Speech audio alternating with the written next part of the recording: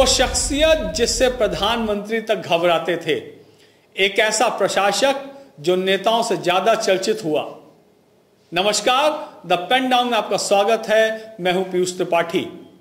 इस समय देश में लोकसभा चुनाव चल रहे हैं। चुनाव पहले भी होते थे, लेकिन आज के चुनावों और पहले के चुनावों में बहुत बड़ा फर्क है। जैसे कि आज जितनी शांति से चुनाव होते हैं, पहले ऐसे नहीं होते थे।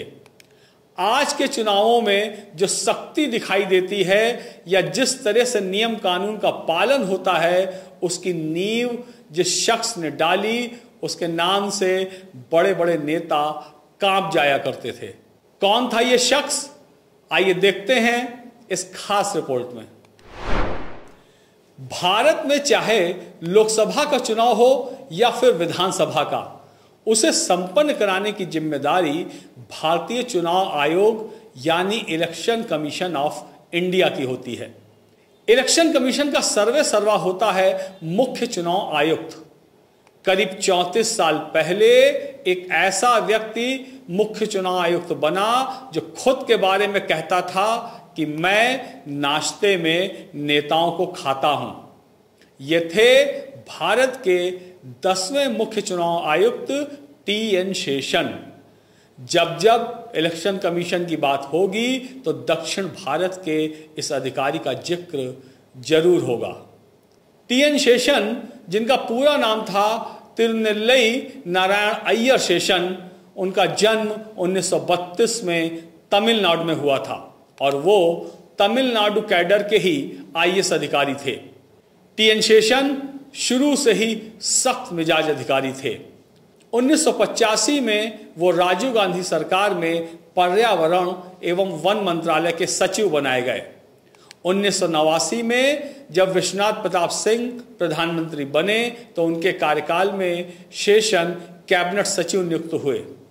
वीपी सिंह के इस्तीफा देने के बाद चंद्रशेखर देश के प्रधानमंत्री बने।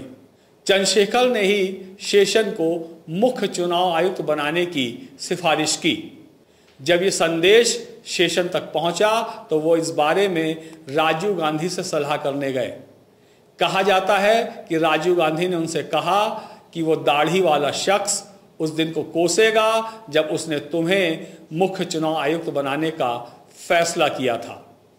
दरअसल राजीव का इशारा शेषन के सख्त तेवर और चंद्रशेखर की तरफ था।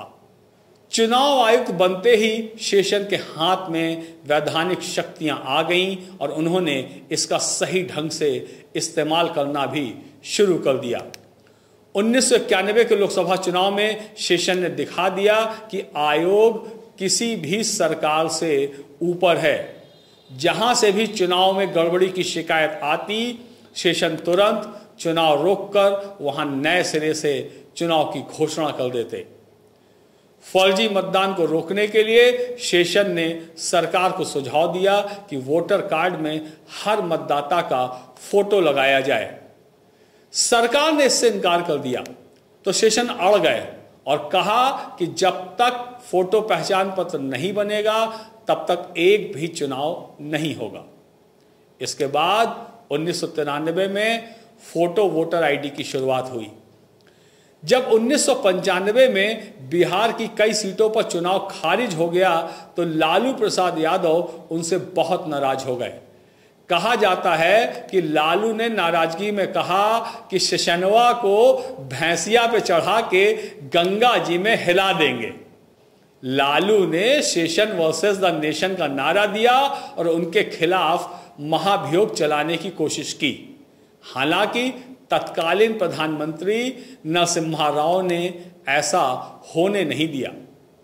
टी.एन. शेषन का कार्यकाल 1996 तक रहा। रिटायरमेंट के बाद उन्होंने चुनाव भी लड़ा, लेकिन उन्हें इसमें सफलता नहीं मिली। टी.एन. शेषन की कोई संतान नहीं थी। उन्होंने अपनी संपत्ति का अधिकतर हिस्सा दान में दे दिया। अंत समय में वो डिमेंशिया का शिकार हो गए और 2019 में उनकी चेन्नई के अपने घर में मृत्यु हो गई। टी.एन. शेषन वो अधिकारी थे जिन्होंने चुनाव आयोग को एक नई पहचान दी। जिलों के डीएम और एसपी उनके नाम से थर थर कांपते थे। सुप्रीम कोर्ट ने भी चुनाव आयोग की नियुक्तियों पर टिप्पणी करते हुए कहा था कि अब तक कई सीईसी हुए हैं, लेकिन टीएन शेषन जैसा कोई कभी कभार ही होता है। आप ऐसी ही व अन्य विविध खबरों के लिए हमारा चैनल द पेन डाउन लगातार देखते रहिए व इसे सब्सक्राइब भी करिए और बेल आइकन भी अवश्य दबाएं। धन्यवाद।